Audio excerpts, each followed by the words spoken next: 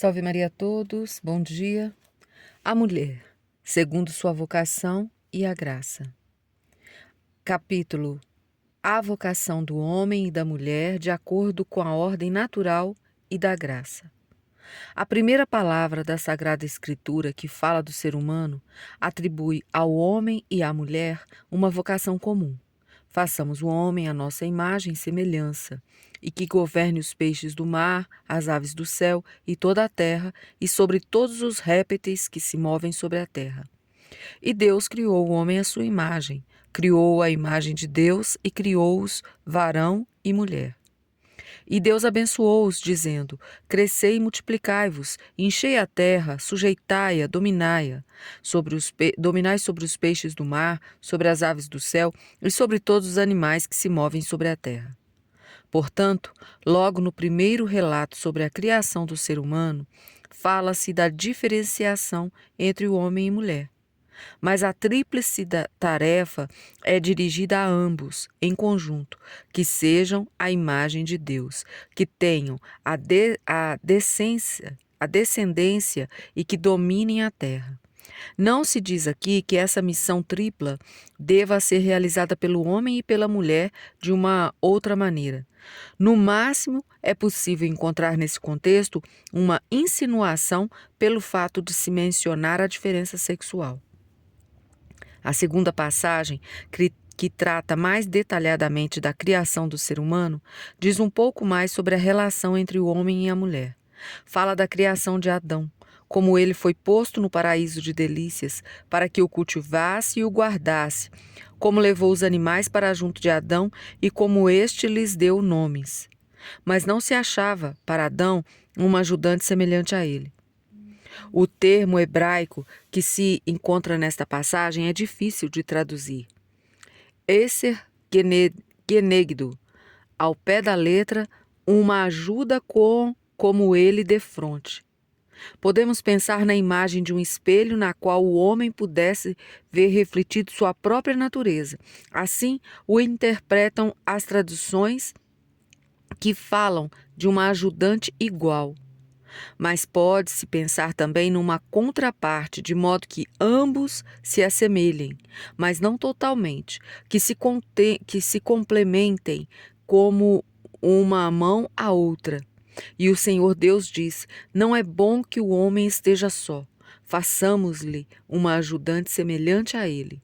E o Senhor fez com que Adão adormecesse profundamente, tirou uma das suas costelas e dela formou uma mulher e a levou a Adão.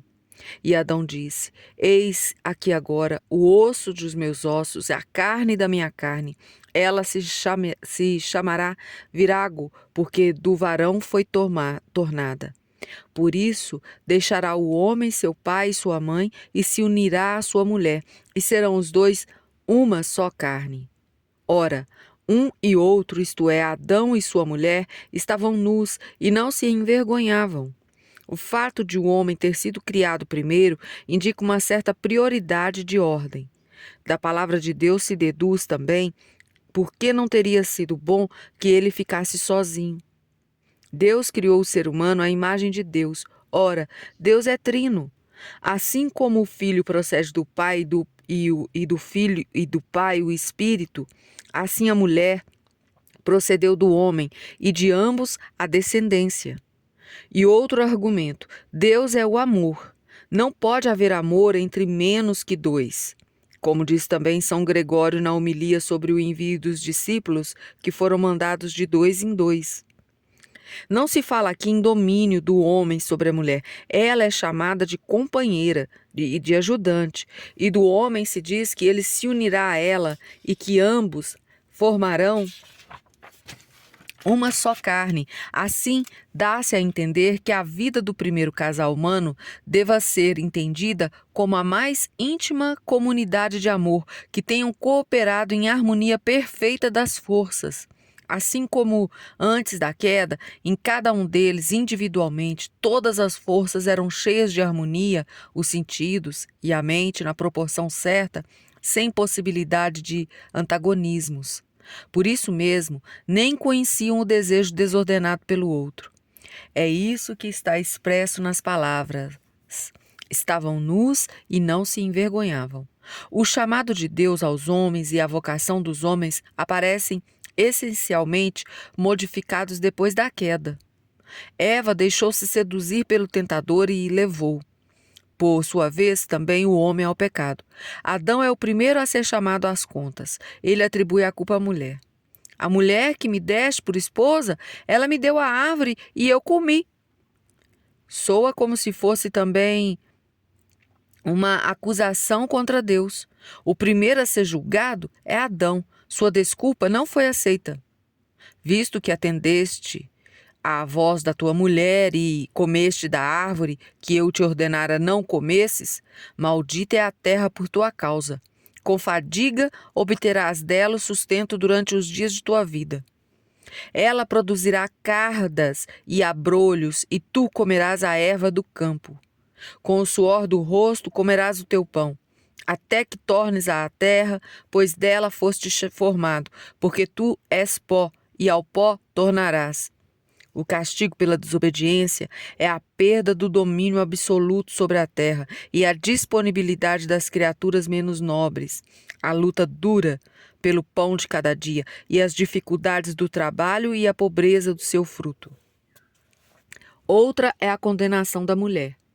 Multiplicarei sobremodo os sofrimentos da tua gravidez, em meio a dores dará filhos, e teu desejo será para o teu marido, e ele te governará. Não sabemos de que modo a bênção da fecundidade se cumpriria nos seres humanos antes da queda.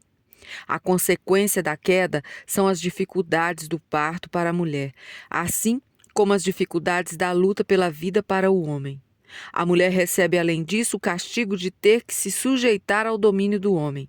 A tentativa dele de passar para a mulher a responsabilidade pelo pecado já mostra que não será um bom senhor. A serena comunidade de amor é revogada, mas despertou uma novidade que antes eles não conheciam. Perceberam que estavam nus e se envergonharam. Eles próprios tentaram cobrir sua nudez, e Deus lhes ajudou. Fez o Senhor Deus vestimenta de peles para Adão e sua mulher e os vestiu. Como neles despertasse o desejo, começou a ser necessário proteger-se contra ele. Desta maneira mudou a relação dos seres humanos com a terra, com seus descendentes e entre si mesmos. Tudo isso nada mais é do que consequência da mudança de relacionamento com Deus. O relato sobre a criação e a queda do homem está cheio de mistérios que não conseguiremos resolver. Mesmo assim, deve ser permitido formular algumas perguntas que se impõem e procurar uma interpretação. Por que era proibido comer da árvore do conhecimento? Que tipo de fruta a mulher comeu e deu a comer também ao homem? Ao que tudo indica, o ser humano não estava sem conhecimento antes da queda. Criado à imagem e semelhança de Deus, dera nome a todos os seres vivos e era chamado a reinar sobre a terra. Até costuma-se atribuir a ele um conhecimento muito mais perfeito do que após a queda. Deve ter se tratado, então, de um conhecimento todo especial. De fato, a serpente fala em conhecimento do bem e do mal. Por outro lado, não se deve supor que faltasse aos seres humanos, antes da queda, o conhecimento do bem, já que eles dispunham de um conhecimento mais perfeito de Deus, isto é, de um conhecimento mais perfeito do maior bem, e daí de todo bem especial. Mas, certamente, deveriam ser protegidos daquele conhecimento do mal que se adquire praticando-o. A consequência imediata do primeiro pecado nos dá indícios do que se poderia ter tratado. A consequência foi que o homem e a mulher começaram a olhar-se com outros olhos, que tinham perdido a inocência em suas relações. Por isso, podemos supor que o primeiro pecado não tenha consistido apenas formalmente na desobediência contra Deus. Aquilo que era proibido, o que a serpente apresentou à mulher e a mulher ao homem, algo atraente, deve ter sido uma coisa bem determinada, um tipo de junção que conflitava com a ordem original. O fato de o tentador ter se aproximado primeiro da mulher pode significar que, com ela, tem acesso mais fácil, não porque a mulher em si pudesse ser levada mais facilmente ao caminho do mal. ambos ainda estavam livres de qualquer inclinação para o mal. Não, mas porque aquilo que lhe foi apresentado era para ela mais importante. Pode-se supor-se que, de antemão, a vida dela deveria ser mais fortemente influenciada por aquilo que se relaciona com a procriação e formação da descendência. Os castigos diferentes para o homem e para a mulher também são um indício dessa direção. Segundo as palavras usadas, parece que a expulsão do paraíso está ligada à perda da própria vida. As palavras do Senhor, dirigida a Adão, dizem exatamente aquilo que de antemão pairava como ameaça de castigo sobre a descendência, a morte, sobre a desobediência, a morte. Mas a expulsão é precedida de uma expressão que contém uma promessa. Encontramo-la na sentença contra a serpente. Porém, inimizade entre ti e a mulher, entre a sua descendência e o seu descendente. Este te ferirá a cabeça, e tu lhe ferirás o calcanhar. Esta passagem é interpretada comumente em relação a Nossa Senhora e ao Redentor, o que não exclui esse outro sentido de que já a mulher, chamada por Adão de mãe de todos os viventes e de todas as suas sucessoras, foi confiada como incumbência especial a luta contra o mal e, com isso, a preparação para a recuperação da vida. Deus me deu um filho, disse Eva quando nasceu seu primogênito. Essas palavras soam como um pressentimento de uma bênção que lhe viria pelo filho. As mulheres de Israel fizeram disso uma profissão, gerar descendentes que viriam a chegar o dia da redenção. Gerar descendentes que viriam chegar o dia da redenção. Assim se estabelece uma relação peculiar entre o pecado e a redenção. E os fatos de um e de outra se correspondem singularmente. Assim como a tentação se aproximou primeiramente de uma mulher, assim a mensagem da redenção de Deus chega em primeiro lugar a uma mulher. E como no outro caso, é o sim saído da boca de uma mulher que define o destino de toda a humanidade. Na entrada do novo reino de Deus, não se encontra um casal humano como aquele primeiro, e sim mãe e filho. O filho de Deus, que é filho do homem por sua mãe, mas não por meio de um pai humano. O Filho de Deus não escolheu o caminho comum da procriação humana para se tornar filho do homem. Não seria esse um indício da mácula que desde o primeiro pecado está associada a esse caminho e que só viria a ser eliminada no reino da graça? Seria, ao mesmo tempo, um indício da nobreza da maternidade como relação mais pura e elevada entre as pessoas? O que distingue o sexo feminino é o fato de ter sido uma mulher o ser humano escolhido para ajudar a fundar o novo reino de Deus. O que distingue, por sua vez, o sexo masculino é o fato de a redenção ter chegado pelo Filho do Homem, o novo Adão.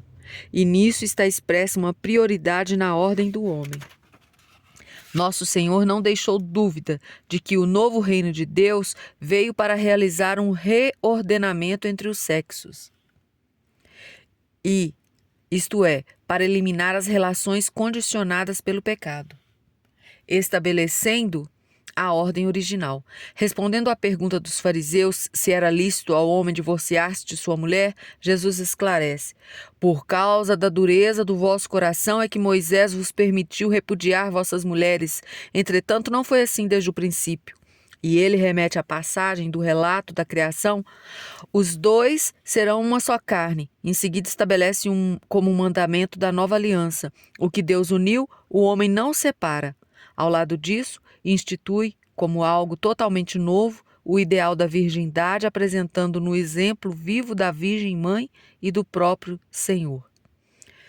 Deixaremos para a leitura para amanhã e continuarmos esse capítulo. A todos, salve Maria.